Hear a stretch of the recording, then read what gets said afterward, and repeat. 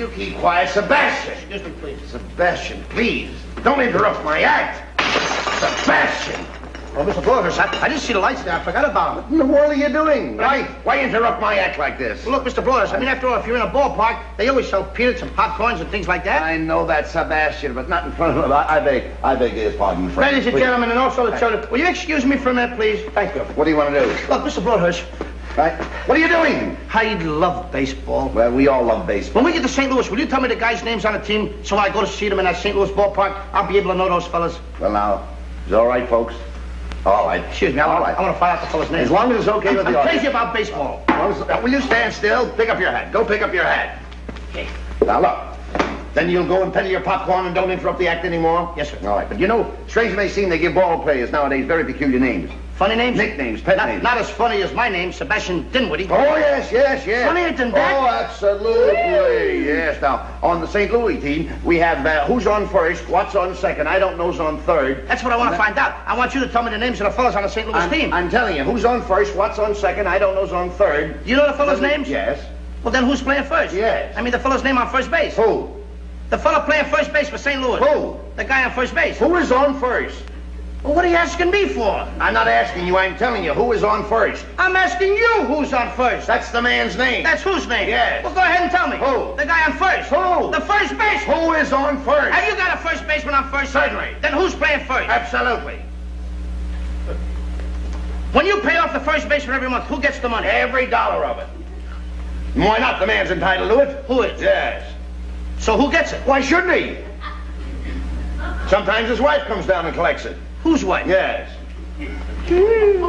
After all, the man earns it. Who does? Absolutely. Well, all I'm trying to find out is what's the guy's name on first base? Oh, no. What is on second base? I'm not asking you who's on second. Who's on first? That's what I'm trying to find out. Well, don't change the players. I'm not changing nobody. Take it easy. What's the guy's name on first base? What's the guy's name on second base? I'm not asking you who's on second. Who's on first? I don't know. He's on third. We're not talking about him. How did I get on third base? You mentioned his name. If I mention a third baseman's name, who did I say is playing third? No, who's playing first? Stay off of first, will you? Well, what do you want me to do? Now, what's the guy's name on third base? What's on second? I'm not asking you who's on second. Who's on first? I don't know. He's on third. There I go, back on third again. Well, I can't change their names. Will you please stay on third base, Mr. Broadhurst? Now, what is it you want to know? What is the fella's name on third base? What is the fella's name on second base? I'm not asking you who's on second. Who's on first? I don't know. Third base. You got an outfield? Oh, sure. St. Louis has got a good outfield? Absolutely. The left fielder's name? Why? I don't know. I just thought I'd ask you. Well, I just thought I'd tell you. Then tell me who's playing left field. Who is playing first? Stay out of the infield. Don't mention their names out here. I want to know what's the fella's name in left field. What is on second? I'm not asking you who's on second. Who is on first? I don't know. Third base. Oh, take it easy. Take it easy, man. And the left fielder's name? Why? Because. Oh, he's center field. He said, will you pick up your hat, please? Pick up your hat and stop this. Now, look, Mr. please. Broadhurst. Yes. Wait a minute. You got a pitcher on the team? Wouldn't this be a fine team without a pitcher? I don't know. Tell me the pitcher's name. Tomorrow. You don't want to tell me the day? I'm telling you, man. Then go ahead. Tomorrow. What time? What time what? What time tomorrow you're going to tell me who's pitching? Now, listen. Who is not pitching? Who is I'll on... break your arm. You say who's on first? I come up here and ask. I want to know what's the pitcher's name. What's on second? I don't know. Third base. You got a catcher? Yes. The catcher's name? Today. Today. And tomorrow's pitching. Now you've got it. That's all. St. Louis has got a couple of days on the team. Well, I can't help that. All right. What do you want me to do? Got a catcher? Yes. I'm a good catcher, too, you know. I know that.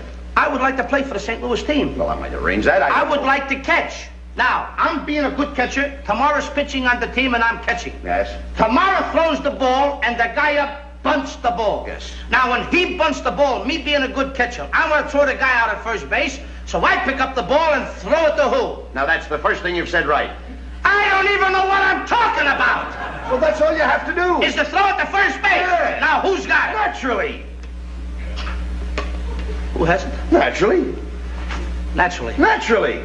Okay. Now, you've got it. I pick up the ball and I throw it to naturally. I know you don't. You throw the ball to first base. Then who gets it? Naturally. Okay. All right. I throw the ball to naturally. You don't. You throw it to who? Naturally. Well, that's it. Say it that way. That's what I said. You did not. I said I throw the ball to naturally. You don't. You throw it to who? Naturally. Yes.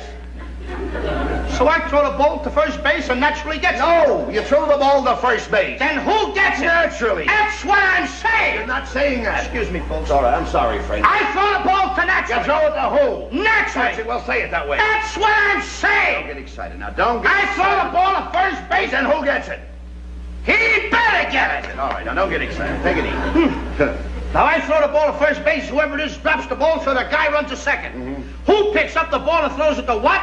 What throws it to I don't know. I don't know. Throws it back to tomorrow. A triple play. Yeah, it could be. Another guy gets up and it's a long fly ball to because. Why? I don't know. He's on third, and I don't care.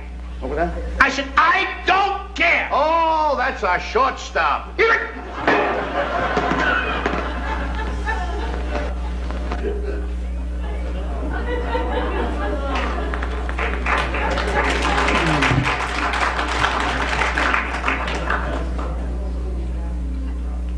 So it is with the power of the spoken word, right? Oh, that is a classic that demonstrates, the difference that words can make in not understanding it, right? We're coming out of the first chapter of the book of John, the Gospel of John, this morning. John chapter 1, if you would, please. Sometimes people speak, and sometimes while you may clearly understand what you're conveying, and in some ways may be quite evident, other people don't get it at all or totally misunderstand what you're saying. So, though there is great power in speech, there is great power in words.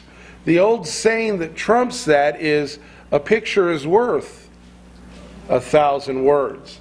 Pictures are much clearer. Matter of fact, I could have read that dialogue to you, and while it would have been very interesting and entertaining, because some of you know it and recognize it, seeing it was even more, it conveyed even more the thought, the humor, the jocularity between Abbott and Costello. That's John's point here in the way that he chose to open up this letter. Sometimes we talk about the biblical writers, and I'm not quite sure that we're clear on how this inspiration thing came about. And we think, oh, well, they just kind of, God somehow, put the words in their mind. And that is true. That is part of inspiration. But another part of inspiration is that these writers gave thought to how they wanted to construct it.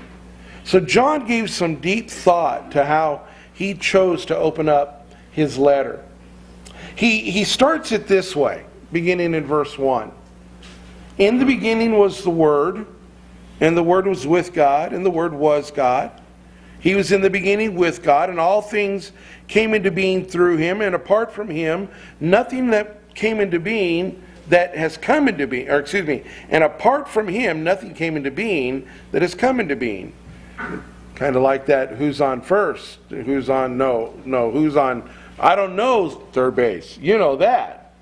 In Him was life, and the life was the light of men, and the light shines in the darkness, and the darkness did not comprehend that. Keep your finger there, because we're not finished reading.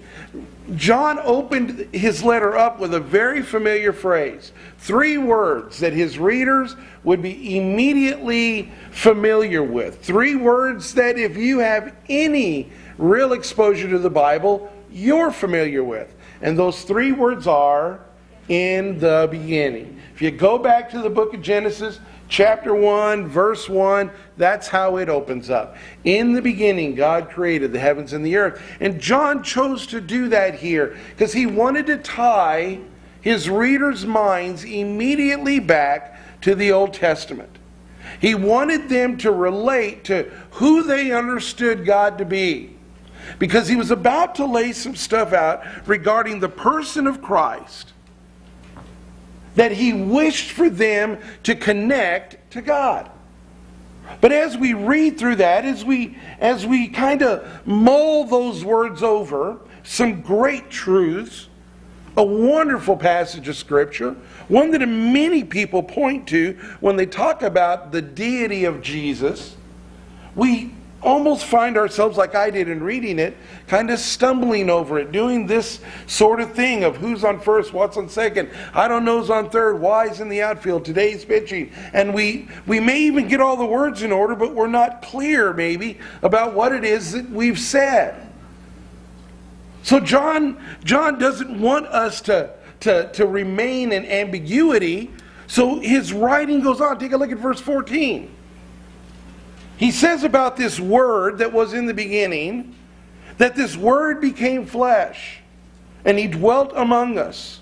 And we saw His glory, the glories of the only begotten of the Father, full of grace and truth. John testified about Him, John the Baptist, not this John, but John the Baptist, and cried out, saying, This was He of whom I said, He who comes after me has higher rank than I, but He existed long before me.